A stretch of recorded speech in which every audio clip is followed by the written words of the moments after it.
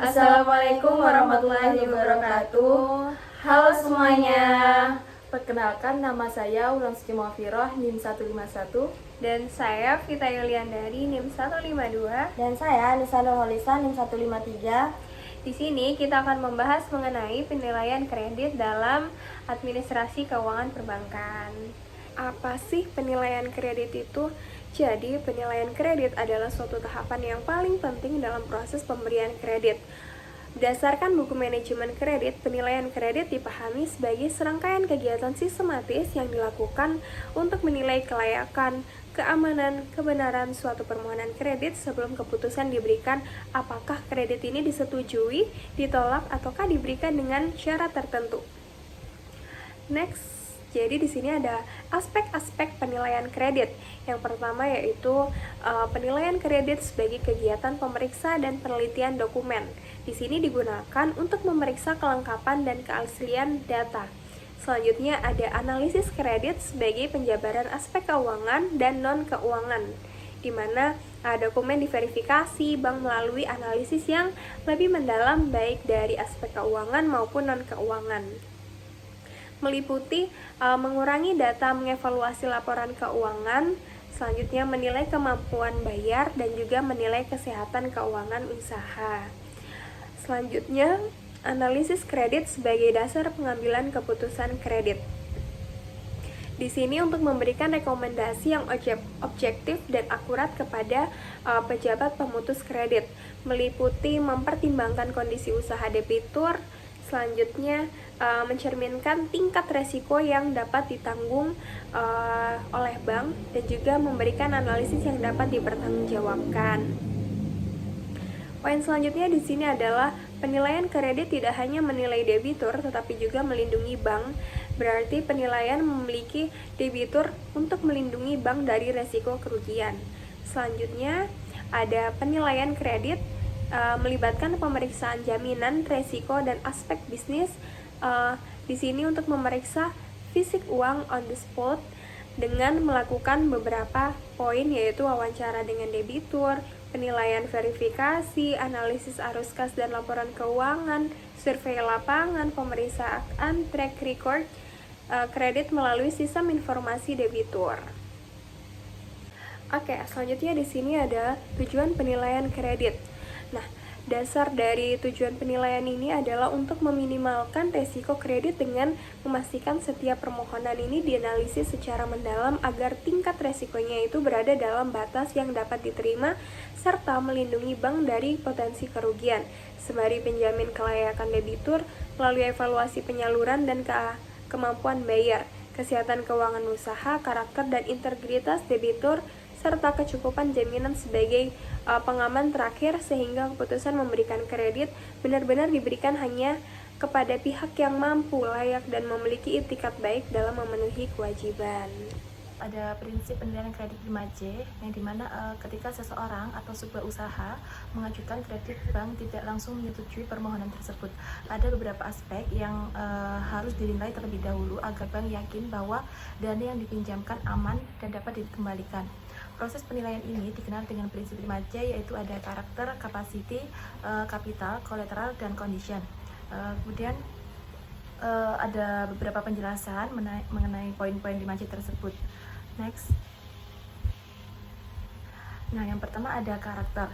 Karakter adalah penilaian mengenai sifat, kebiasaan, dan watak calon nasabah. Bank ingin mengetahui apakah nasabah tersebut dapat dipercaya untuk memegang dana pinjaman.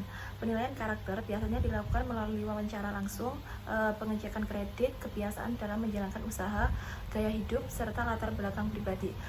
Tujuannya adalah untuk memastikan bahwa nasabah memiliki niat baik dan tanggung jawab untuk mengembalikan pinjaman tepat waktu. Kemudian yang kedua ada capacity atau kemampuan, yang dimana penilaian tentang kemampuan nasabah dalam membayar kembali pinjaman. Bank akan melihat apakah penghasilan atau pendapat usaha dari nasabah cukup untuk mencicil kredit. Biasanya bank menilai laporan keuangan, jumlah pemasukan bulanan, kemudian beban pengeluaran serta stabilitas usaha. Tujuannya adalah untuk memastikan nasabah benar-benar mampu mengembalikan dana sesuai perjanjian. Kemudian yang ketiga ada kapital atau modal. Kapital ini tuh berkaitan dengan modal atau kekuatan finansial yang dimiliki oleh nasabah. Bank akan melihat laporan keuangan bisnis, aset yang dimiliki, dan beberapa besar modal pribadi yang sudah ditanamkan dalam usaha. Jika modal yang dimiliki kuat, bank lebih yakin bahwa usaha tersebut dikelola dengan serius dan memiliki fondasi yang stabil. Tujuannya adalah untuk menentukan apakah nasabah layak menerima kredit dan beberapa besar kredit yang bisa diberikan. Kemudian yang keempat ada kolateral atau jaminan, adalah jaminan yang diberikan nasabah kepada bank. Jaminan ini berfungsi sebagai langkah pengamanan kalau nantinya nasabah tidak mampu membayar pinjaman. Jaminan bisa berupa tanah, bangunan, kendaraan, atau aset lainnya. Biasanya nilai jaminan lebih tinggi daripada jumlah pinjaman. Tujuannya adalah untuk memberikan perlindungan kepada bank dari risiko gagal bayar. Kemudian yang kelima, yang terakhir ada condition atau kondisi. Condition ini berkaitan dengan situasi ekonomi di sekitar kehidupan atau lokasi usaha calon nasabah. Bank akan mempertimbangkan kondisi ekonomi saat ini dan kemungkinan keadaan di masa depan yang bisa mempengaruhi kemampuan nasabah dalam membayar kredit. Misalnya kondisi industri, daya beli masyarakat, hingga stabilitas ekonomi daerah. Tujuannya ini adalah untuk menilai apakah kredit aman untuk diberikan dalam situasi ekonomi tertentu. Next, selanjutnya ada prinsip penilaian kredit 7P. Penilaian kredit 7P adalah metode yang digunakan bank atau lembaga keuangan untuk menilai kelayakan seseorang atau perusahaan dalam menerima pinjaman. Tujuannya adalah untuk memastikan bahwa nasabah benar-benar mampu, mau, dan layak untuk diberi kredit sehingga risiko macet dapat diminimalisir. Kemudian penilaian kredit 7P yang pertama itu ada personality atau kepribadian, yang dimana personality itu menilai sifat dan karakter calon nasabah, yaitu bagaimana sikap, perilaku, kebiasaan, dan tanggung jawabnya dalam kehidupan sehari-hari. Bank mencoba melihat apakah orang tersebut dapat dipercaya, jujur, disiplin, serta memiliki komitmen untuk membayar kembali pinjaman tersebut. Contohnya, apakah nasabah punya riwayat pembayaran yang baik, atau bagaimana etika dan sikapnya saat berinteraksi, dan contohnya terakhir ada apakah pernah terlibat dalam masalah keuangan atau hukum. Karakter yang baik biasanya menjadi indikator bahwa nasabah akan membayar kewajiban tepat waktu. Kemudian yang kedua ada party atau klasifikasi nasabah. Party itu kan berarti mengelompokkan calon pinjaman dalam kelompok tertentu berdasarkan kondisi keuangan, latar belakang, loyalitas, dan hubungan nasabah dengan baik. Pengelompokan ini membantu bank memahami tingkat risiko yang dimiliki masing-masing nasabah. Tujuannya adalah untuk melihat posisi nasabah dalam kategori risiko. Nasabah yang sudah dikenal memiliki usaha yang jelas dan beberapa hubungan baik sebelumnya biasanya berada pada kategori risiko rendah. Kemudian yang ketiga ada purpose atau tujuan penggunaan kredit. Bank ingin tahu untuk apa dana pinjaman yang akan dipakai. Tujuannya ini tuh sangat penting karena menentukan apakah pinjaman tersebut produktif atau tidak. Misalnya untuk menambah modal usaha, investasi, biaya pendidikan, atau renovasi rumah atau konsumsi tertentu. Jika tujuan tersebut jelas dan logis, bank lebih percaya bahwa dana akan digunakan secara benar dan memungkinkan nasabah mampu mengembalikan pinjamannya. Kemudian yang keempat ada prospek atau prospek masa depan usaha atau nasabah. Prospek adalah penilaian terhadap masa depan usaha atau kondisi keuangan nasabah ke depan. Bank menilai apakah bisnis nasabah masih layak berkembang dan punya peluang keuntungan di masa depan. Yang dapat dilihat itu dari stabilitas usaha, tren industrinya, kemudian potensi pendapatan, dan risiko pasarnya. Tanpa prospek yang baik, bank akan sulit menyetujui kredit karena kemampuan bayar nasabah di masa depan diragukan lagi. Next, dokumen administrasi. Yang pertama ada pengertian administrasi kredit. Proses pengelola dokumen dan prosedur kredit dari awal hingga pelunasan, yang tujuannya untuk melindungi bank, memastikan data akurat, memudahkan pengawasan, dan dasar laporan manajemen. Yang kedua ada manfaat administrasi kredit. Yang pertama untuk mengatur alur proses kredit, yang kedua menjadi bukti hukum, yang ketiga untuk sumber sistem informasi manajemen, yang keempat memudahkan pelayanan nasabah dan auditor, yang kelima sebagai dasar pembukuan dan akuntansi bank. Yang ketiga ada komponen administrasi kredit. Yang pertama untuk memverifikasi legalitas dokumen dan agunan. Yang kedua untuk evaluasi pemasaran seperti produk, pesaing, dan strategi. Yang ketiga ada analisis laporan, keuangan, dan arus kas. Yang keempat ada dokumen penilaian untuk prinsip 6C sebagai chapter, capacity, capital, collateral, dan condition. Sebagai prinsip 5P yaitu personality, party, purpose, dan project, payment, dan protection. Di sini ada tahapan administrasi. Yang pertama untuk prakredit sebagai pengajuan formulir dan kelengkapan dokumen. Yang kedua ada analisis survei sebagai survei lapangan dan pengecekan data untuk keuangan. Yang ketiga ada keputusan kredit sebagai komite penilaian kelayakan dan penerbitan SPKK. Yang keempat untuk pembukuan rekening dan akad. Di sini berisi tentang tanda tangan akad dan pengikatan jaminan. Yang kelima pencairan, yang dana dicairkan sesuai ketentuan. Dan yang keenam kredit berjalan, monitoring transaksi dan inspeksi usaha. Yang ketujuh adalah pelunasan sebagai pengembalian jaminan dan penutupan kredit. Next. Di sini ada proses penilaian kredit. Yang pertama tentang definisi dan tujuan. Analisis kelayakan untuk memastikan kredit aman, produktif, dan menguntungkan bank. Yang kedua adalah fungsi analisis kredit sebagai penentu bunga dan jaminan, mengandalkan resiko, dasar keputusan manajemen, dan alat monitoring selama kredit berjalan. Next.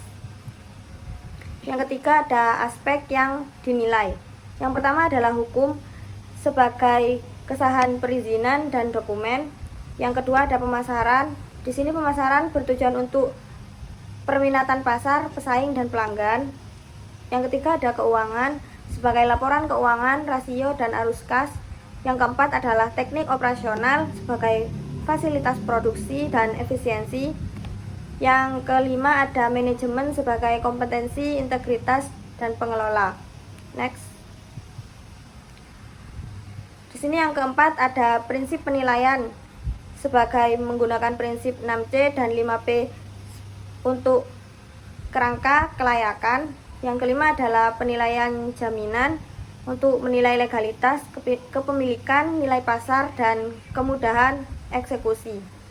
Yang keenam ada IDI atau BI checking untuk menilai riwayat kredit 24 bulan terakhir sebagai kelancaran pembayaran dan mencegah resiko fraud.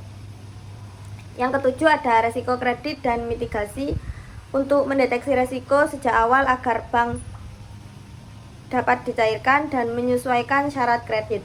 Next. Yang kedelapan adalah keputusan kredit. Tujuannya untuk mempertimbangkan faktor teknis dan moral yang diputuskan oleh komite kredit secara resmi melalui SPPK. Yang kesembilan adalah monitoring setelah pencairan untuk melalui nasabah, rekening koran, inspeksi lapangan, dan audit. Jika bermasalah, di sini akan dilakukan pembinaan, restrukturasi, atau penagihan intensif. Rasio keuangan dalam analisis kredit. Rasio keuangan di sini digunakan untuk menilai kesehatan usaha, kemampuan bayar, dan juga struktur keuangan secara debitur. Tujuannya untuk memastikan apakah usaha tersebut ini layak diberikan kredit atau mampu untuk mengembalikan pinjaman. Rasio likuiditas di sini untuk mengukur kemampuan perusahaan memenuhi kewajiban jangka pendek bagi bank dan juga untuk menunjukkan apakah debitur ini mampu untuk membayar cicilan jatuh tempo. Terdiri dari cash ratio, reverse requirement, dan juga loan to deficit ratio.